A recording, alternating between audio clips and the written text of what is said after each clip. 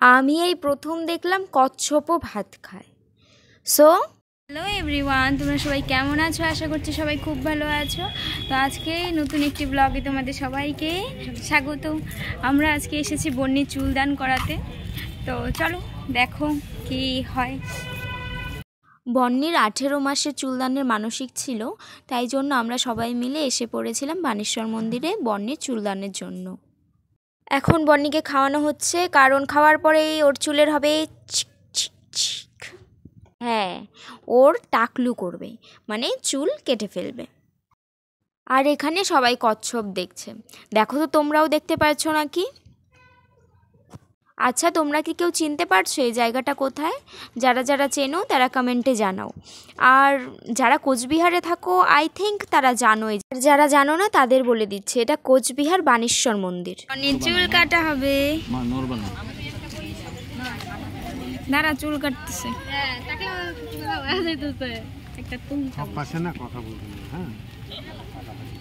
এমনি সময় ওর মাথায় একটু হাত দেওয়া যায় না, আর এখন চুপ করে আছে, যেন কিছু বোঝেই না, এত চুপ করে আছে।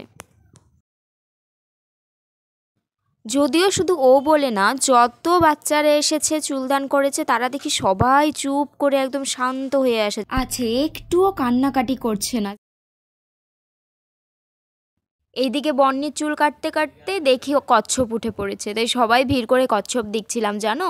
আচ্ছা, তোমরা কি কখনো দেখেছো কচ্ছপ? বন্নিকে দেখি, নামো নামো, বন্নির চুল নাই নাই দেখি। বন্নি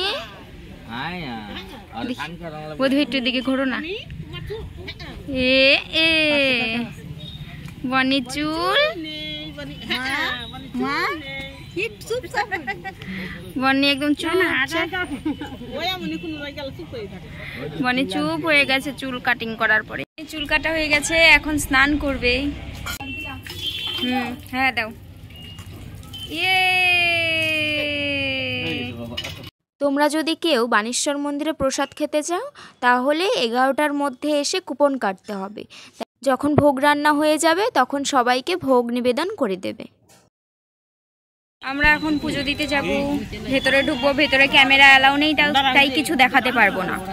এখানে সবাই গোল মিটিং করছে, সবাই একসঙ্গে পুজো দিতে যাব জন্য। আর এখানে দিভাই বলছে, বুনু আমাকে একটা ছবি তুলে দে না। মজা করে বলছি কি, আর উত্তর দিচ্ছে না ক্যামেরা দেখে।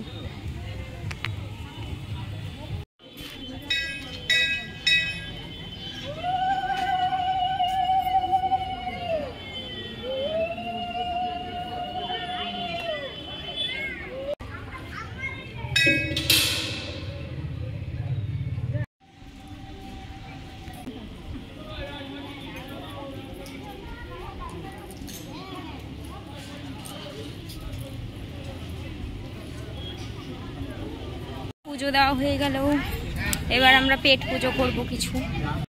খাওয়ার জন্য মা আবার বাড়ি থেকে অনেক কিছু নিয়ে এসেছিল। তাহলে চলো দেখাই তোমাদের মায়ের হাতের কি কি বানিয়ে নিয়ে এসেছিল খাওয়ার জন্য। এখানে সবাই গোল করে বসে পড়েছি খাওয়ার জন্য।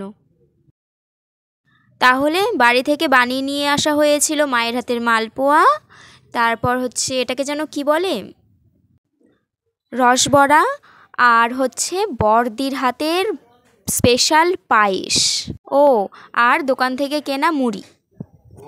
আরে এখনও শেষ হয়নি, আরও বাকি আছে, পুরি, সবজি আর মিষ্টি। Yummy yummy. খাওয়া দাওয়া শেষ করতে করতেই দেখি পুকুরে না ভাত নিয়ে যাচ্ছে। এবার বুঝতে পারছিলাম না যে ভাত দিয়ে কি করবে। পরে সবার কাছ থেকে শুনে জানতে পারলাম যে এখানে নাকি কচ্ছপদের ভাত দেওয়া হয়, আর সেই কচ্ছপেরা নাকি এখানে ভাত খেতে আসে। যদিও আমি এরকম দৃশ্য আর কোনো দিন দেখিনি, আজকে আমি এই প্রথম দেখলাম। এটা ভগবানকে যা যা ভোগ রান্না করে দেওয়া হয় কচ্ছপদেরও তাই দেওয়া হয়। আমরা তাই সবাই বসে বসে দেখছিলাম।